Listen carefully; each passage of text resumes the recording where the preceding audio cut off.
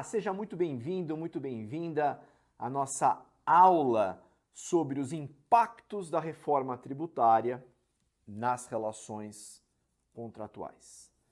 Nosso objetivo hoje é entender, ainda que de forma ampla, como essa mudança estrutural do sistema tributário nacional vai impactar o mercado e como esse fato deve, na prática, ser tratado como uma enorme oportunidade para advogados e advogadas. Dito de uma outra forma, a reforma tributária abre uma avenida de trabalho e possibilidades para quem for se especializar em direito contratual. Por isso, a pós em prática contratual passa a ser exatamente uma gigantesca oportunidade para você se especializar, adquirir conhecimentos necessários e se diferenciar da concorrência rapidamente. Antes de entrar em cada tipo de contrato, eu preciso alinhar com você uma ideia central. A reforma tributária não muda apenas os tributos. A reforma tributária, ela muda a função jurídica dos contratos. Porque durante muitos anos, nós advogados, nos acostumamos a separar as coisas, né? Tributação de um lado, contrato de outro, cada macaco no seu galho. Mas com a reforma tributária, essa separação deixa de existir. A emenda constitucional 132 de 2023, reconhecida e conhecida como a emenda da reforma tributária, cria um novo modelo de tributação que impacta praticamente todas as relações contratuais de forma direta ou indireta. Ela insere na Constituição o artigo 156-A, que institui o IBS, o Imposto sobre Bens e Serviços, e altera o artigo 195 para permitir a criação da CBS, a Contribuição Social sobre Bens e Serviços. Esse novo modelo é regulado pela Lei Complementar 214 de 2025 e logo no artigo 1º, essa lei complementar institui formalmente esses dois tributos, o IBS e a CBS. Agora atenção a esse ponto, porque isso é decisivo para toda a aula. O artigo 4º da lei complementar diz que o IBS e a CBS incidem sobre operações onerosas. Olha só o que diz o dispositivo. O IBS e a CBS incidem sobre operações onerosas com bens ou serviços. Parágrafo 1º. As operações não onerosas com bens ou com serviços serão tributadas nas hipóteses expressamente previstas nessa lei complementar. Parágrafo 2º.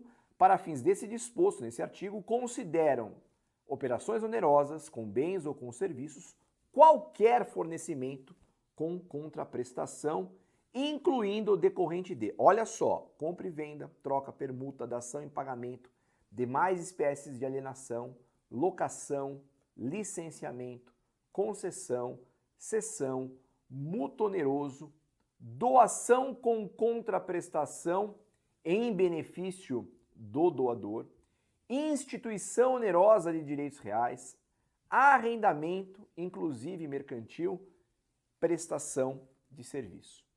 E o parágrafo 3º desse artigo ainda afirma que são irrelevantes para a caracterização das operações que trata esse artigo o título jurídico pelo qual o bem encontra-se na posse do fornecedor, a espécie, o tipo ou a forma jurídica, a validade jurídica e os efeitos dos atos ou negócios jurídicos, a obtenção de lucro, cooperação e o cumprimento de eventuais exigências legais, regulamentares ou administrativas.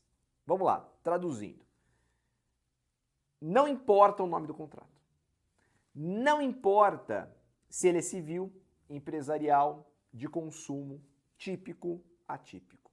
Se a estrutura do relacionamento, se a estrutura do negócio for onerosa, ele pode gerar a incidência do IBS e da CBS. E é aqui que entra um aspecto que todo advogado que trabalha com contrato precisa avaliar. A chamada regra anti-abuso. Porque ela permite que a autoridade fiscal considere a substância econômica do negócio e não apenas a forma contratual. A partir daqui, o contrato deixa de ser um documento neutro e passa a ser o ponto central do fato gerador, de base de cálculo e do momento da incidência. Guarda essa frase agora para o resto da aula. Com a reforma tributária, o contrato vira um instrumento tributário, ainda que continue sendo um contrato civil, empresarial ou de consumo. Mas é com essa aula que nós vamos entender agora um pouco mais desses impactos nas principais modalidades contratuais. Nos contratos do nosso dia a dia, que, como você já percebeu, praticamente todas as estruturas contratuais estarão sujeitas. E vamos começar agora pelo contrato de locação, pelas modalidades locatícias. E eu começo pelas locações, no plural, porque talvez sejam o melhor exemplo de como a reforma tributária muda nossa leitura jurídica. Durante décadas, a locação foi tratada como um contrato essencialmente civil, ainda regulado pela Lei 8245 de 91, mas com a reforma nós temos impactos diretos sobre essa nova forma de transação, porque o inciso 2º do parágrafo 2º, do artigo 4º, afirma textualmente que a locação é operação onerosa. E se é operação onerosa, ela sofre a incidência do IBS e da CBS. E aqui acontece a primeira grande virada de chave. Não existe mais locação neutra do ponto de vista tributário. A locação, não, por si só, não tinha uma incidência tributária, agora ela passa a ter. Então, com isso, nós precisamos entender alguns aspectos centrais. Primeiro aspecto, o que entra na base de cálculo? A resposta a gente encontra no parágrafo 1º do artigo 255, que diz o seguinte, nesse parágrafo: o valor da operação de que trata o caput do artigo inclui o valor dos juros e das variações monetárias em função de taxa de câmbio, de índice, coeficientes aplicáveis, por disposição legal ou contratual. Número 2. A atualização monetária nas vendas contratadas com cláusula de atualização monetária, do saldo credor do preço, que venham a integrar valores efetivamente recebidos pelo alienante de bem imóvel. E 3. Os valores a que se refere o inciso 1 e 2 e 4 desta lei complementar não serão computados na locação, cessão onerosa ou arrendamento de bem imóvel, o valor de tributos e dos emolumentos incidentes sobre o bem imóvel e as despesas condominiais. Ou seja, a partir de agora, a redação da cláusula do aluguel em especial, de todos os aluguéis, a maneira como os locadores cobram, se é só aluguel, se é aluguel mais condomínio, vai impactar sensivelmente na carga tributária. E aqui é a primeira oportunidade, Porque a gente pode rever todo esse contrato, rediscutir todo esse contrato. Mas como nasce esse tributo agora? O artigo 254 considera o fato gerador do IBS, da CBS na locação, no caso também da cessão onerosa, no caso de arrendamento, no momento do pagamento. Então, quando nós temos aqui que o pagamento da locação se dá de forma continuada, mês a mês, cada locação, cada momento, cada mês vai ter uma incidência nova. E isso é um ponto, porque em alguns casos as locações elas estão associadas com administração, facilities, outros acessórios, e isso pode muitas vezes requalificar a base de cálculo e gerar um contrato de locação muito mais caro.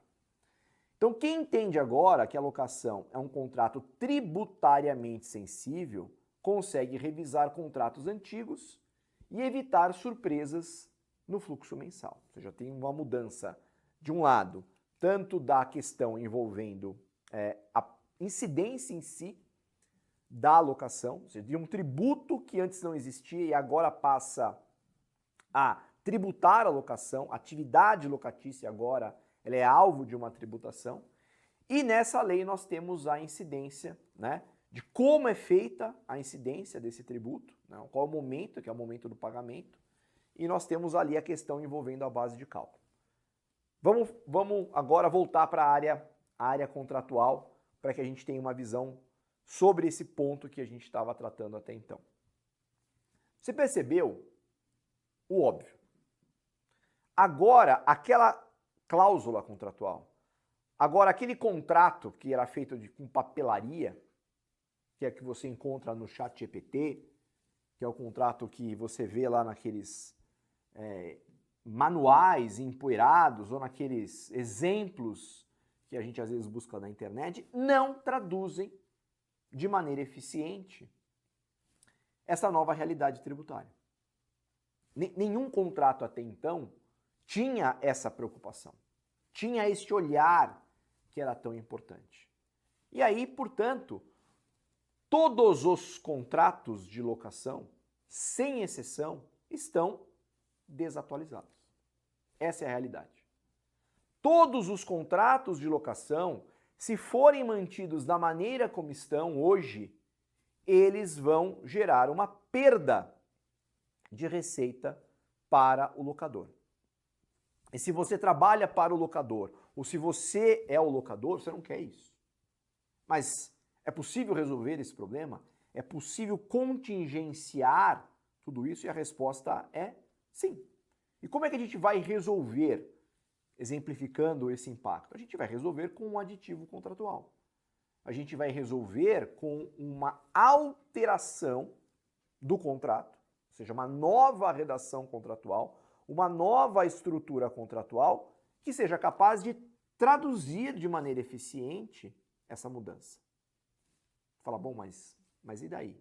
E daí que agora, para que isso aconteça, para que essas alterações possam ser feitas de maneira eficiente, eu preciso entender o negócio subjacente, eu preciso entender a receita desse negócio ou dos negócios envolvendo a locação, e aí sim fazer a mudança do contrato.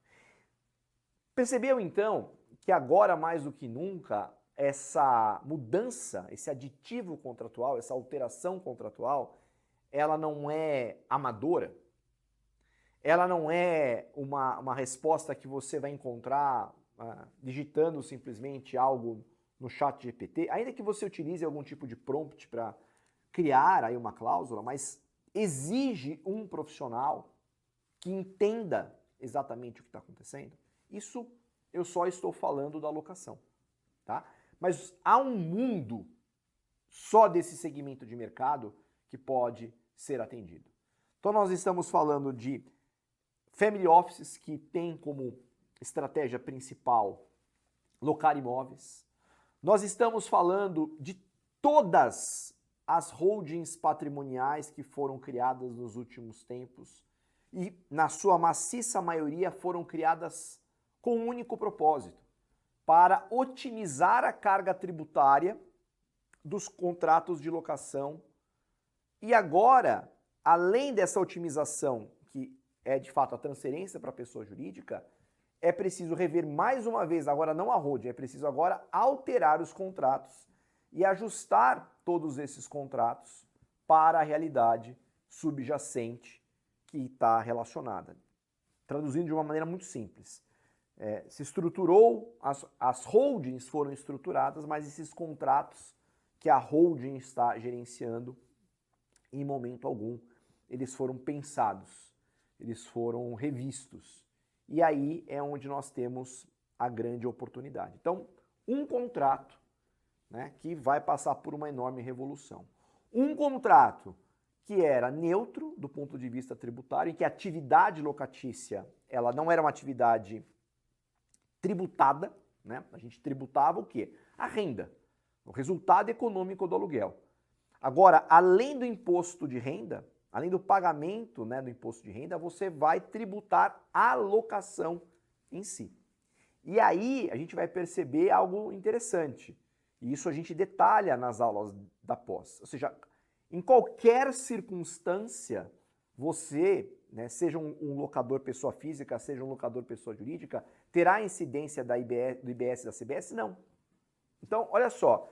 Então, aqui a gente começa a entender por que não dá para tratar a ideia da holding, das soluções de planejamento patrimonial, como se fossem uma solução miraculosa, com um milagre, resolve tudo. A pastilha mágica, né? Você ingere a pastilha mágica e o seu problema está resolvido. Isso não é verdade.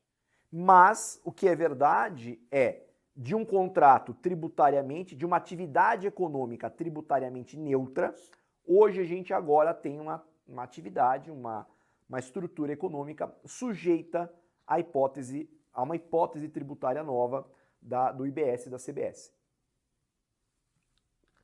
Bom, só de falar de locação, isso já renderia algumas horas de conversa aqui para a gente detalhar.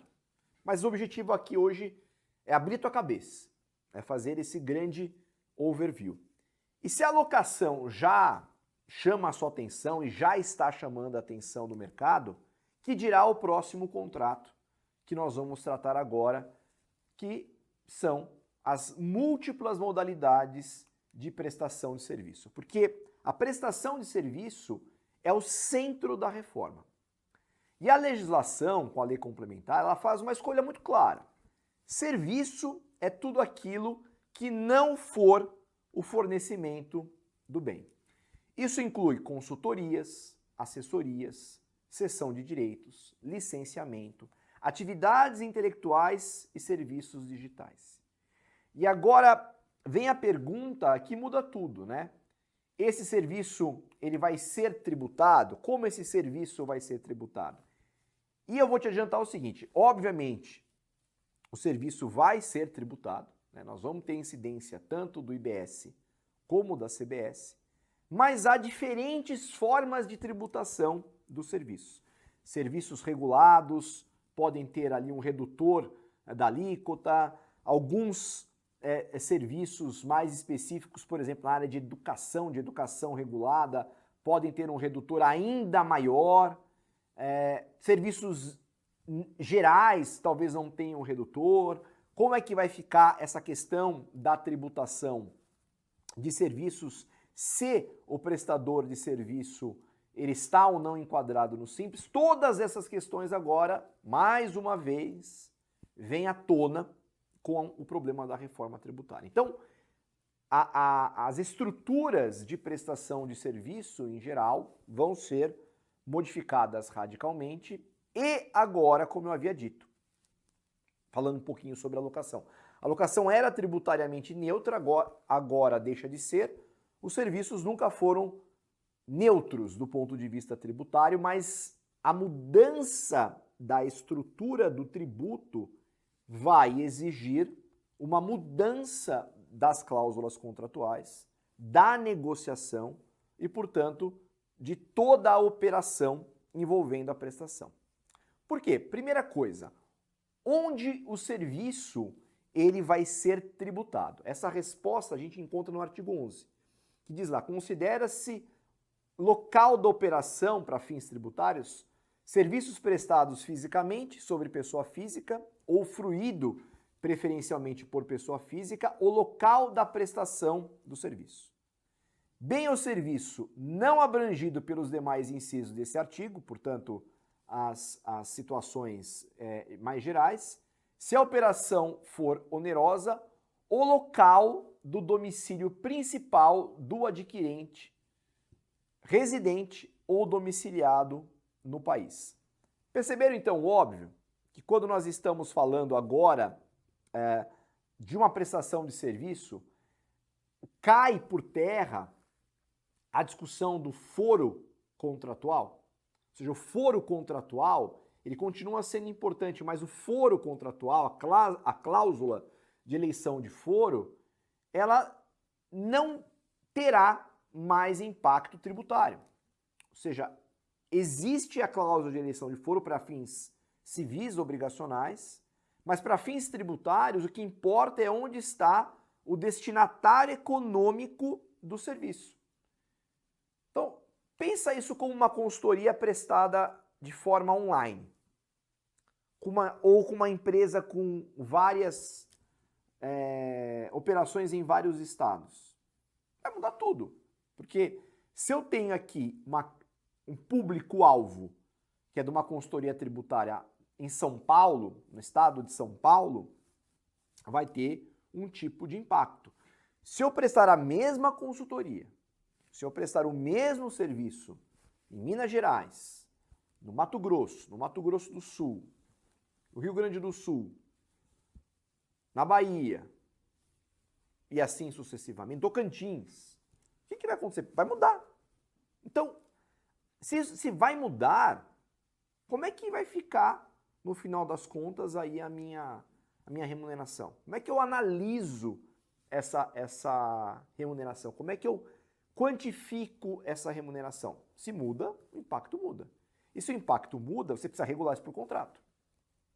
Você precisa estabelecer, de alguma maneira, uma variabilidade ou ter uma elasticidade na cláusula contratual que atenda isso. Ou, se não é possível, através de uma cláusula, atender essas diferenças, é necessário que você faça um estudo do impacto contratual, do impacto tributário.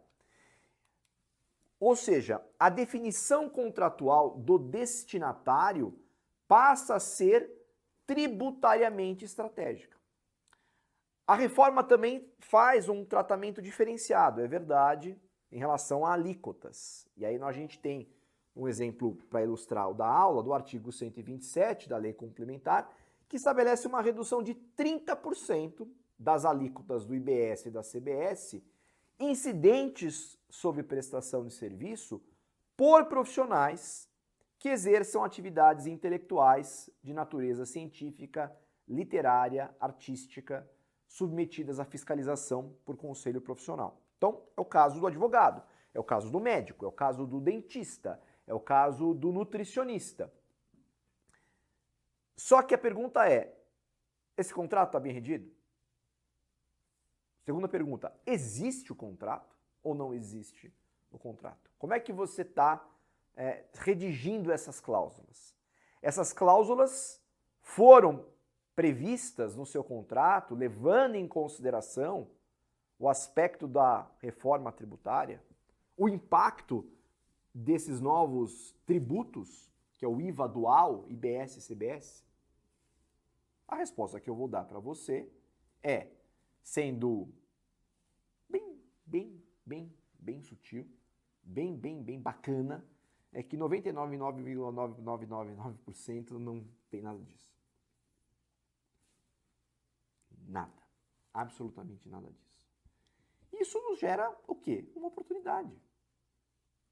Esse é o ponto. Nós estamos diante de uma oportunidade de fazer com que esses contratos agora cheguem a esses profissionais ajustados. Ajustados. E quem que está pensando nisso? Olha o mercado assim, faça uma pesquisa. Estou falando porque, por tratar-se da minha área de atuação, eu vejo que os advogados não estão atentos a essa questão. Eu vejo que os advogados não estão se preocupando com esse ponto, analisando de forma estrutural essa nossa discussão. Então, tá aí a oportunidade, lançada a oportunidade. Fala, nossa, Bruno, mas eu não sei exatamente estruturar essas cláusulas, eu não sei como redigir de maneira eficiente esses contratos. A resposta, então, para você é a seguinte, é por isso que existe a pós.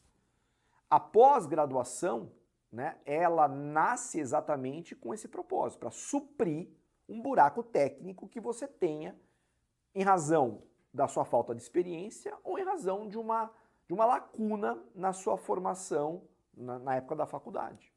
É esse o propósito. E a gente sabe que prática contratual, a gente sabe que essa área de conhecimento ela foi muito maltratada na graduação.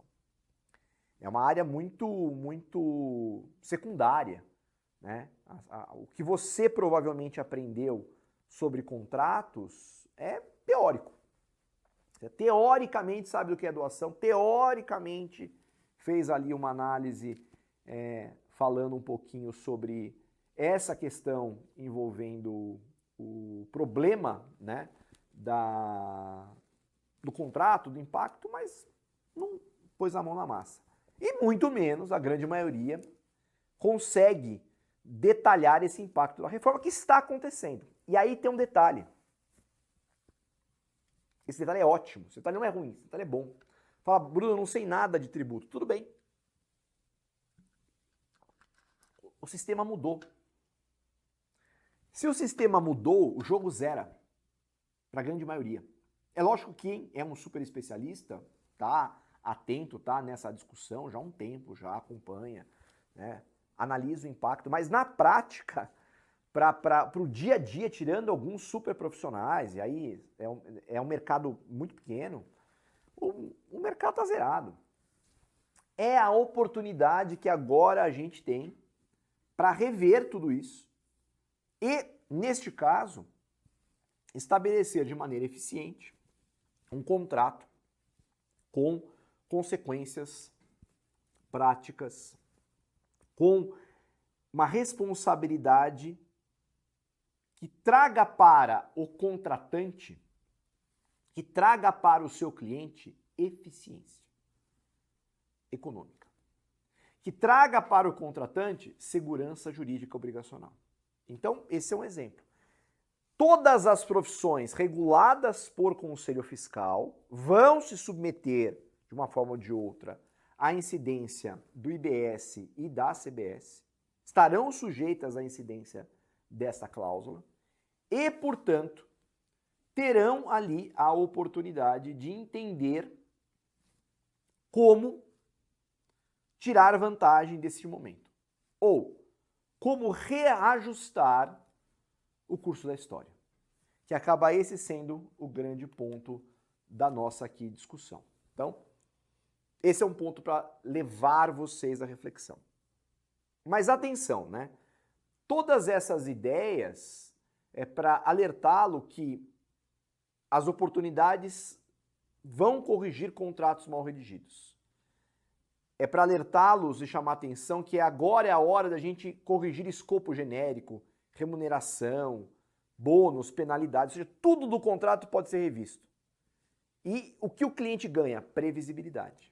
Então, quem entende a lógica do destino, da base de cálculo, consegue estruturar contratos de serviços com menos risco fiscal. Ou seja, isso agora é o ponto da nossa atenção. Porque quando a gente olha um contrato, talvez você nunca tenha um debate contratual. O médico fala, mas eu não vou ter lá, eu não tenho briga com o meu cliente, então para quê? Tá bom, você não vai ter briga com o seu cliente, mas você vai ter uma briga com o fisco. Você vai ter uma briga com o fisco. Porque todo mês, em razão dessa sua atividade, você vai ter ali um resultado econômico, você vai ter ali uma consequência prática. E esta consequência prática, ela vai sim trazer para você uma série de questões. Então, é pertinente, é importante para o cliente, neste momento, discutir o contrato. Porque talvez, quando a gente fala sobre realidade contratual, né, quando a gente fala sobre trabalhar com consultivo contratual, eu já passei muito por isso, e eu tenho quase certeza que você, se não passou, vai passar. O brasileiro, de modo geral, ele... É triste dizer isso, mas ele não é uma pessoa juridicamente prevenida. Olha que loucura. A pessoa contrata um corretor de imóveis que cobra uma taxa de comissão para intermediar a venda e, consequentemente, para assinar um contrato que esta pessoa permanecerá com este contrato ativo de 20 a 30 anos. Ou seja, a vida toda. Um contrato de financiamento, hoje, nos modos da alienação fiduciária em garantia, é um contrato para a vida toda. Lógico que a pessoa pode ter um planejamento financeiro, ele vai conseguir, nesse caso, pode antecipar parcelas e bababá, legal. Mas é um contrato para a vida toda.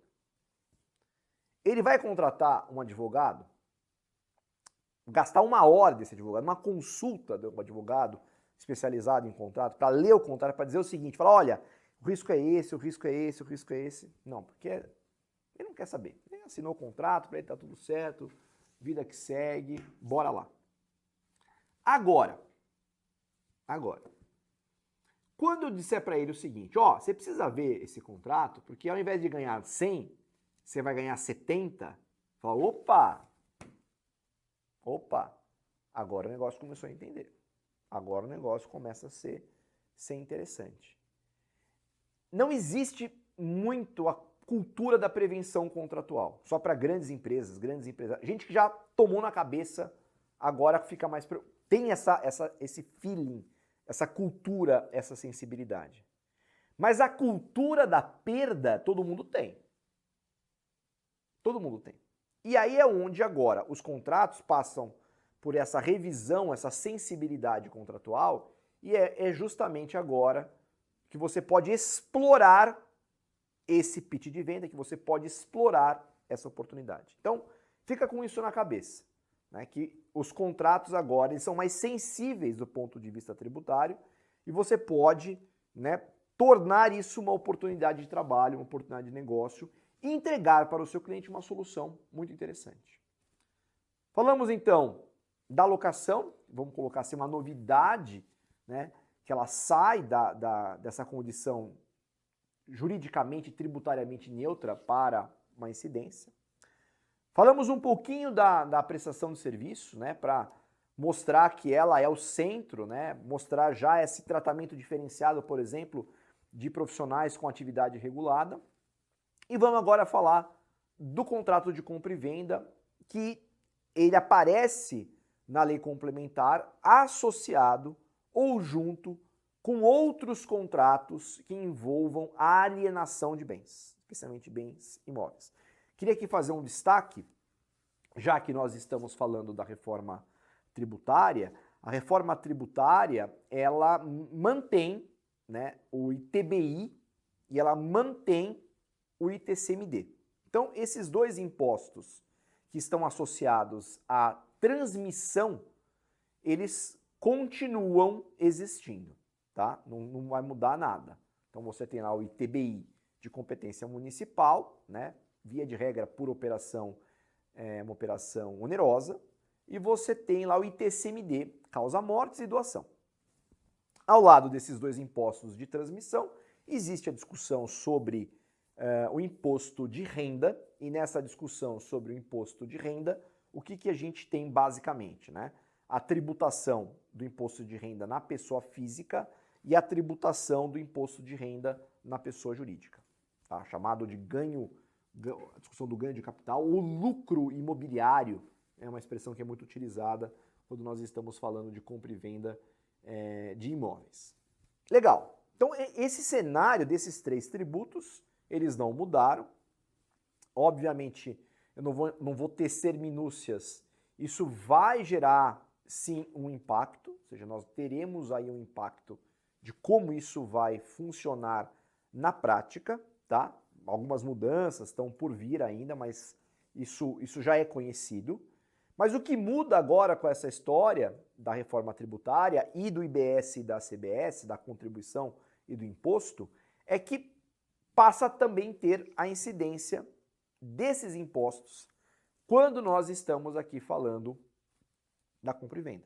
Então, a compra e venda continua existindo, continua sendo um dos contratos mais relevantes, mas a forma como ela é tributada muda, porque o artigo 4º, inciso 1º da lei complementar inclui a compra e venda, a troca, a permuta, a dação em pagamento e demais espécies de alienação como operações tributáveis. Então agora observe o impacto disso na prática, né? O fato gerador ocorrendo, nós temos aí que é o pagamento. Ou seja, se acontecer o pagamento, né, ou o fornecimento do bem, isso significa que incide o tributo. Então, o detalhe é que incide o tributo sobre o sinal, o pagamento antecipado, as parcelas iniciais, elas geram ou podem gerar a incidência da IBS e da CBS antes da entrega do bem. Outro ponto crítico está na base de cálculo. O frete, seguro, encargos, ajustes contratuais podem incidir imposto desde que componham o valor da operação. Logo, contratos mal detalhados acabam sendo mais tributados do que o necessário. Aqui, portanto, o ganho passa a ser controle. Quem dominar a estrutura do preço da compra e venda vai conseguir reduzir o risco de antecipação indevida, por exemplo, de IBS e de CBS. Então você entendeu? Ou seja, tem uma novidade, ou seja, eu pago o sinal, eu vou pagar o sinal 1 mês, 2 meses antes, vai ter que tributar. E você não estava esperando isso. Você não estava imaginando esta situação. Agora, com esta mudança, né, a compra e venda passa a ter, de novo, outros elementos que merecem a nossa atenção e, consequentemente, o ponto de atenção passa a ser o seguinte: não é só uma preocupação do contador, porque é necessário agora que tenha uma sincronicidade. É necessário agora que tenha uma correlação, né? Que exista, portanto, uma aproximação entre o contrato, a estrutura desse contrato, a maneira como esse contrato ela é redigida e, consequentemente, a gente tem ali uma reorientação de tudo isso. Tá? Então, é muito importante que a gente tenha esse cuidado e esse ponto de atenção. Tá? E aí, meio que já para concluir essa nossa aula, que, como eu disse para você, se propõe a esse overview, essa análise geral, vamos falar um pouquinho sobre os chamados atos complexos, contratos atípicos. Isso é muito sensível porque até então a gente não tinha muita, né, a gente conseguia usar estruturas contratuais mais sofisticadas, atípicas, meio para driblar as coisas, né, para conseguir situações um pouco mais eficientes. E hoje a gente percebe que o jogo mudou, né? O jogo já não é mais esse e a gente tem ali, portanto, um impacto muito maior. Esse é, de fato, um aspecto sensível, os chamados contratos complexos ou chamados contratos atípicos. Contratos, por exemplo, que misturam locação e serviços, venda e licenciamento, né, estruturas sob medida, o BTS. Então, a legislação tributária aceita essa complexidade, mas ela deixa um limite muito claro. Mais uma vez, a chamada regra anti-abuso. Ela permite à autoridade fiscal que desconsidere a forma e tribute conforme a realidade econômica do contrato mesmo. Ou seja, não dá para mascarar a operação com o contrato. Então, não adianta fragmentar contratos artificialmente, não adianta separar valores sem substância real. Ou seja, isso é uma grande novidade. Para concluir, eu acho que dessa aula ficam 3 mensagens poderosas. Primeiro, contratos antigos precisam ser revisados. E isso é uma oportunidade de trabalho enorme. Como eu disse e insisto, é fácil concluir que hoje a maioria dos contratos, para não dizer que a totalidade dos contratos, está em descompasso com essa nova legislação.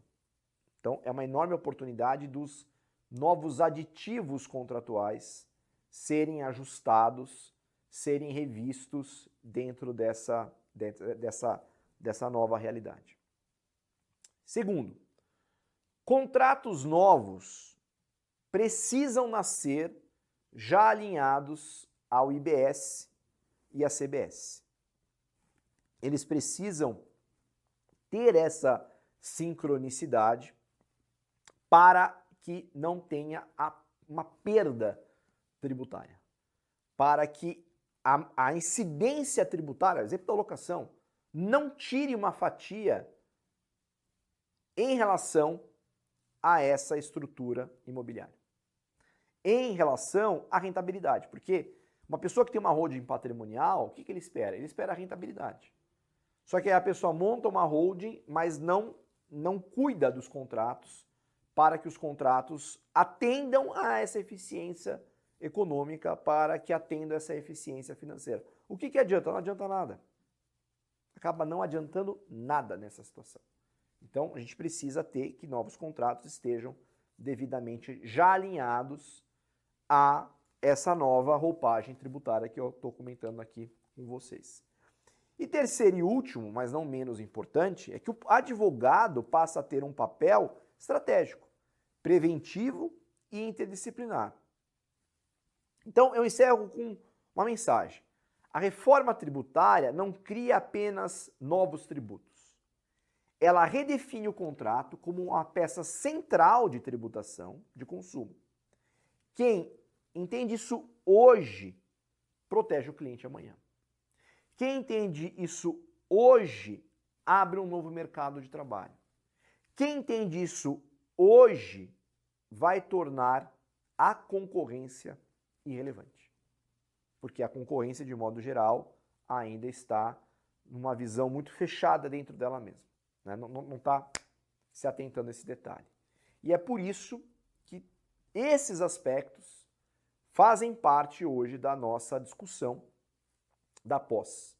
Fazem parte da discussão envolvendo as múltiplas modalidades de contratos que a gente trabalha, e a ideia é trazer, além, né, de toda a bagagem estrutural para montar os contratos, que você também tenha, nesse caso aí, a possibilidade de entender todo esse aspecto tributário, que você tenha a possibilidade de entender todo esse aspecto de impacto tributário dentro do contrato, que passa a ser tão importante. Com isso, então, aqui eu encerro a minha participação. Espero que você tenha gostado. Te convido a ser nosso aluno aqui na pós de prática contratual do meu curso, né? Estou aberto aqui para tirar suas dúvidas, para te ajudar na medida do possível. E acredito, mais uma vez, e insisto que isso é para você, para jovens advogados que estão começando, uma área de atuação ainda muito mal explorada no Brasil, carente de bons profissionais, que a gente tem ali desafios tecnológicos, mas o humano, ele ainda é decisivo nessa área, né? A gente precisa de pessoas para fazer a coisa acontecer de maneira eficiente, para trazer segurança, para trazer soluções inteligentes e inovadoras para essas realidades que se colocam hoje em dia. Agradeço muito a atenção, até a próxima. Tchau, tchau.